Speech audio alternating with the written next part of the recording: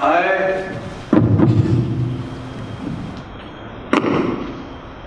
believed in something right from my own childhood. It was the very first day of my own schooling when I saw a popular boy sitting outside my school gate.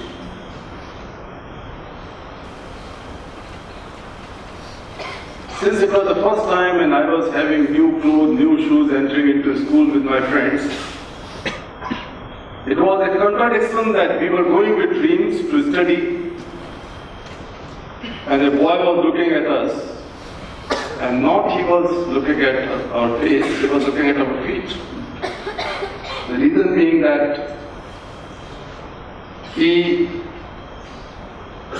was looking whether we can give him some job of shoe shining or polishing. But we all had new shoes, so there was no job for him. When I entered in my classroom, I was thinking all the time. So when my turn came for introduction, the first question in my life I asked to my teacher was, "Sir, why a boy sitting outside on the road and not with the rest of us in the classroom?" He said, "Calm down, this is a new day, make new friends, be familiar with schools." And this is not uncommon. He said, the poor children have to work.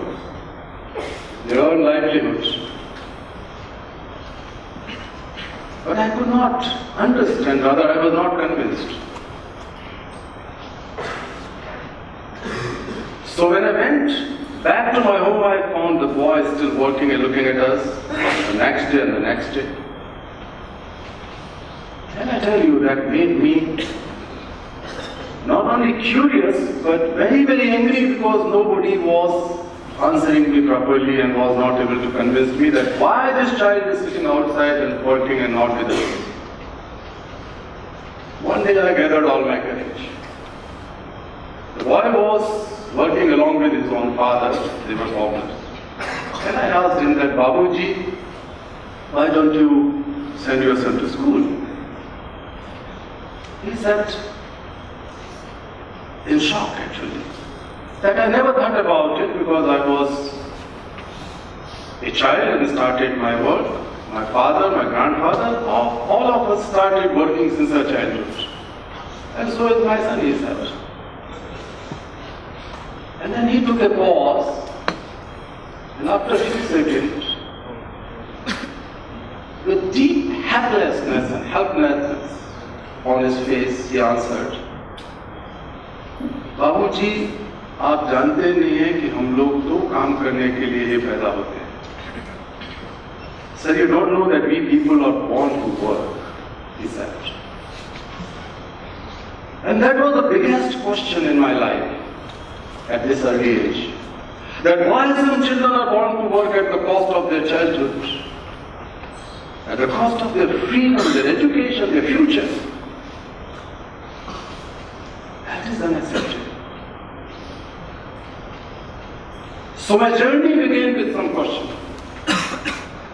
And my dear young friends, today, let me underline here, and let me tell you, for me the definition of youth is that those who can dare to question anything and everything around them, and those who have commitment to find the answers of those questions themselves instead of waiting for others to answer, they are youth.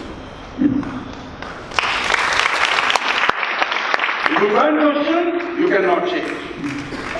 You are the part of the big bang, big system. Then how are you going to create a better world for yourself and for others? A safer world, a sustainable world. If you cannot ask, then you are divided into caste and religions and different norms and discriminations, which are created by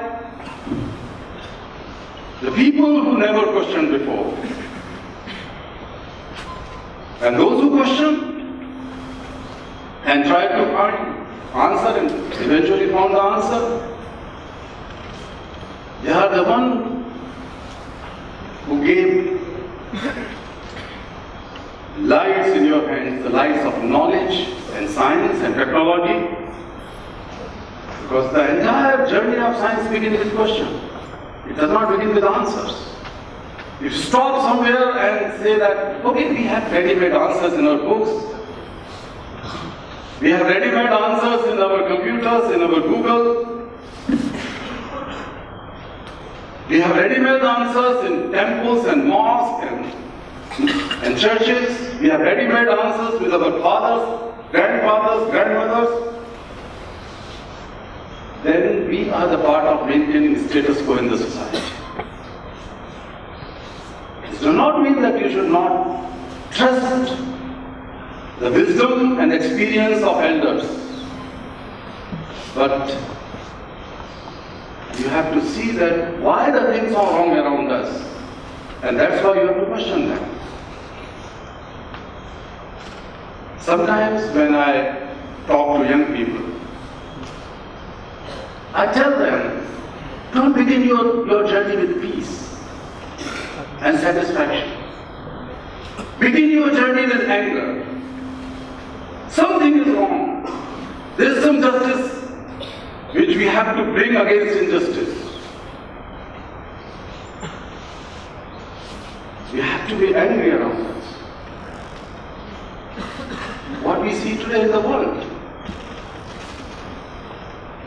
So many things are happening, right from poverty, corruption and rapes, sexual abuse and trafficking, slavery, acute poverty, discriminations and disparities. But who are the most victims? Think for a while that when you were a child, and you were never given any chance, no opportunity of education.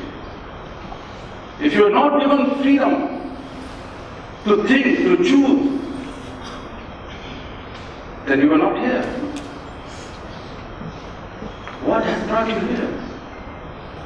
Freedom and education. A group of millions of young sisters and brothers of yours who are still enslaved. I underline enslaved. We are not talking about the medieval slavery. We are talking about the modern day slavery. Only last week I was sharing with your director and deputy director a short story. Last week or 10 days ago, I led a rescue operation to free some children from slavery.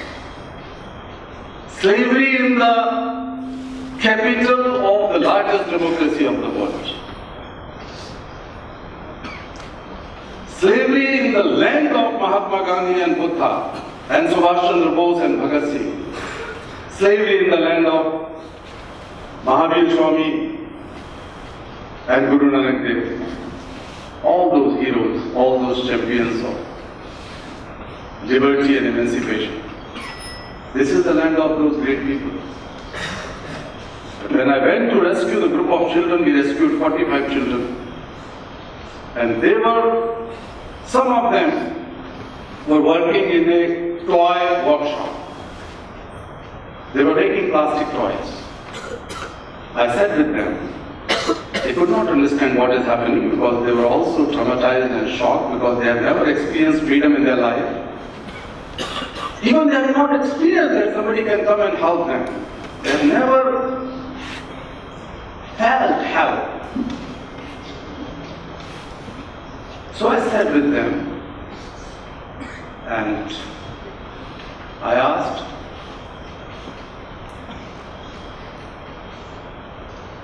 are you happy in making these toys? Two of them said, yes. It's okay. I said that, were you happy when you were children and making or playing with the toys? They looked at each other I said, did you play with any toy in your life? Except one, all of them said, no, we have never touched any toy in our life, in our childhood. Only one of them answered, yes, I played with a toy. And curiously I asked, what was that toy? That 12-year-old boy answered, maybe 10 years.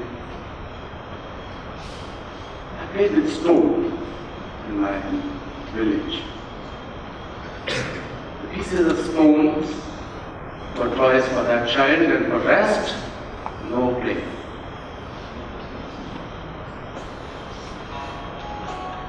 Would you think that is a country which has attained so much advancement in technology? We are the fastest growing economy in the world, with a lot of great heritage, as I said. The motherland of values and virtues. Our children say that we are making toys, but we never played with that. My dear friends, does it not make you angry? Children are stitching footballs and cricket balls. And your heroes are those who play with that and earn huge money and huge fame. There are those children who make those cricket bats and cricket balls. Whose children are they, I ask?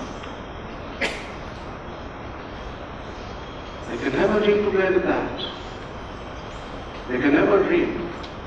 They see the photos of all those heroes which are earning millions of dollars and always on the silver screen, but they cannot even think to go to school, forget about playing free. Does it okay? Is it something which can continue in this modern world? Globally, 168 million children are in full-time jobs. 5.5 million of them are enslaved.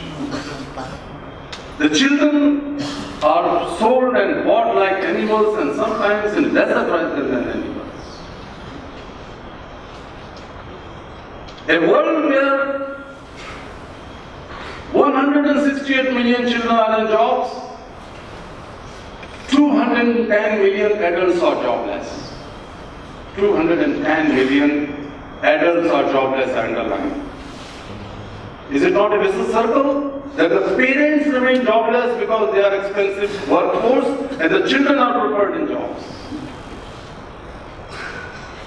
We have to raise these very fundamental questions.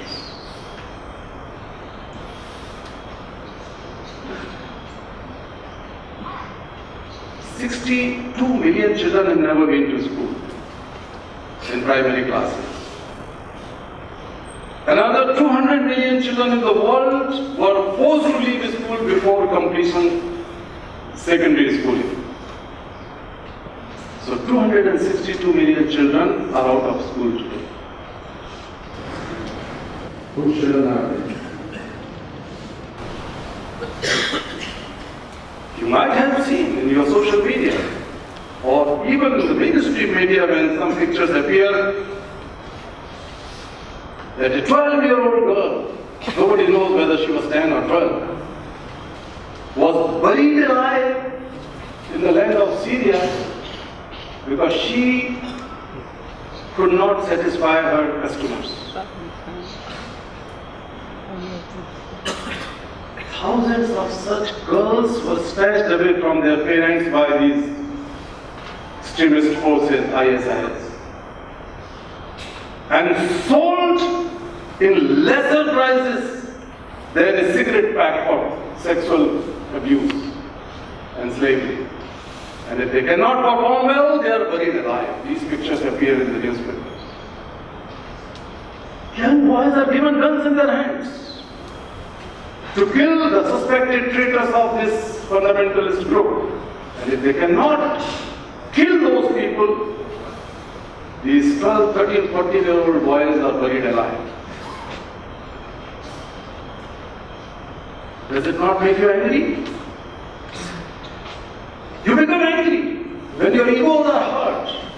You become angry when your small shells of egos, small circles of vested interests, of self-interest are harmed, are jeopardized. You become angry. When you dislike something, you become angry.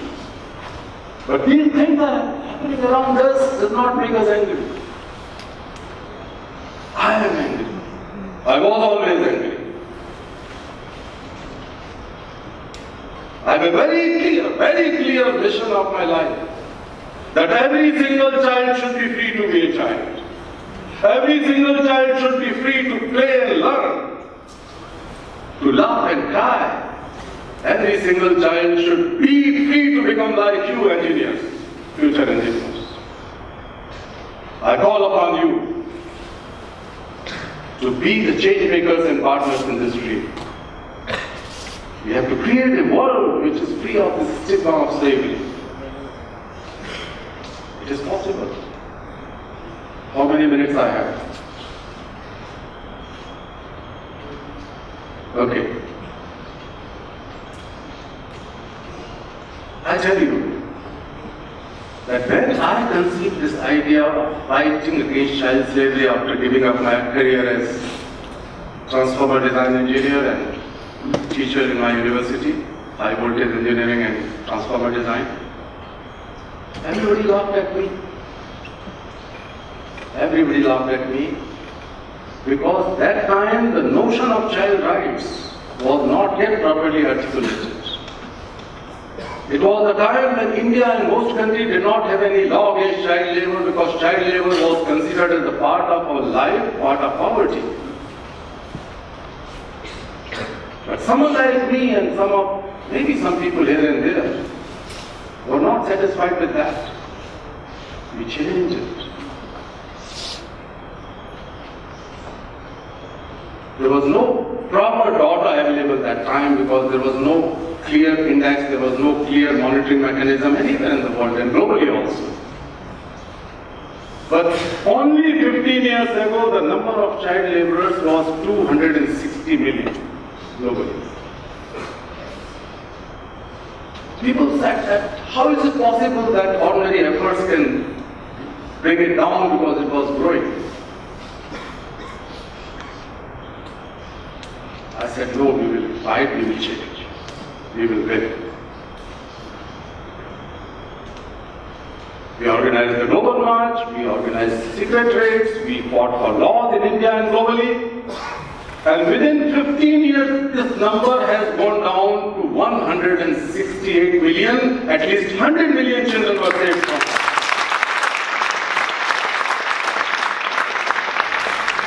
In India, when I was trying to enroll my children, the free children in the schools, the teachers and headmasters were not agreeing because these children belong to different age groups. We were stopped. And I thought that, no, as a young activist I have to find answers and solutions to the problems rather than just crying for problems only. I thought that the big problem is that in India we don't have education as a constitutional right. It was not a fundamental right. And can you imagine that an ordinary person like me can think that let us change India's constitution, and I was not in any political party and never been in any political association. We organized a long march from Kanyakumari to Kashmir to Delhi, galvanized millions of people, 163 parliament members, and that has influenced the whole agenda. And when we reached Delhi, the Prime Minister, the leader of opposition, and the President of India, all three agreed to work for amending Constitution of India. And within 2 months, in 2001, the constitutional amendment has been brought in the Parliament, and education became fundamental. Why I said in the beginning that you are the source of power as an engineer. You have bright mind, you have analytical mind, you have youth, you have dreams, you have aspirations, you have idealism, everything you have. I am not asking you to give up your career and join me. But what I am asking for, that you can use your social media, you can use your free time as you did in case of Devar. I congratulate my young people from Devar for taking up this to NSS activities. These things you can join. You can see that around you, near IIT gate, there could be some dhabas, there could be some small thelas where the children are working in tea shops, stalls. The beggars are there. You can see that these beggars are traffic children.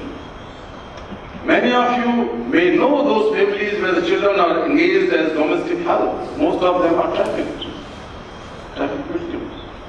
You can change and change it. Dear friends, raise your voice. If you have strength inside you, raise your voice. I hope that the fire inside you would be ignited for the betterment of this nation and to the entire humanity. Question wrongs around you and find answers inside and outside both. And I would conclude here with 3 words, and that is 3D. 1D, dream. Dream big. If you are allowed to dream, and you are allowed to dream, you would dream biggest. For yourself and for your nation, for your humanity. The second D is discover. Discover the power inside you as a young person. And discover the opportunities around you. Tremendous opportunities are lying there. Just grab them. No one else can do better than you. Discover. And the third D, once you are able to dream and discover, don't wait. Do. Act now. Don't find the heroes on silver screens. There is a hero inside you. Don't look for ideals and models to follow. Don't look for the priest will come from heaven and help you out and make India better. You are the one who will make India. You are the one who will make India. You are the hero. Each one of you is a hero and champion. I wish that we will make India a great country and a more peaceful and safer world for all of us and the generations to come. Thank you so much.